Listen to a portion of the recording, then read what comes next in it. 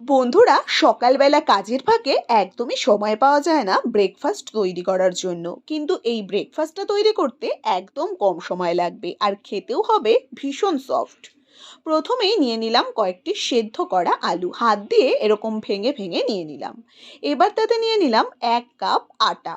এবার তাতে নিয়ে নিতে হবে সামান্য নুন, সামান্য চিনি, বড় চামচের 2 চামচ সাদা তেল, ধনেপাতা কুচি নিয়ে নিলাম কিছুটা, কালো জিরে আর কিছুটা হলুদ গুঁড়ো। এবার সম্পূর্ণটা জল ছাড়াই খুব ভালো করে মেখে নেব। এবার তাতে সামান্য আটা লাগিয়ে এরকম গুটি করে নিয়ে আস্তে আস্তে রুটির মতন শেপ করে গোলাকার শেপে বেলে নেব। আপনারা চাইলে এখানে পরোটার মতন শেপও দিতে পারেন।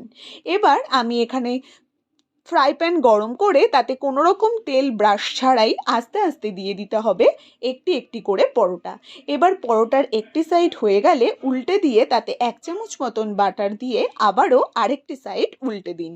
এবার আরেকটি সাইডেও দুপাশেই অল্প অল্প করে বাটার লাগিয়ে দুটো পাশ এরকম হালকা হালকা সুন্দর একটি সোনালি কালার চলে এলেই একদম রেডি এই টেস্টি টেস্টি সফট আলুর পরোটা।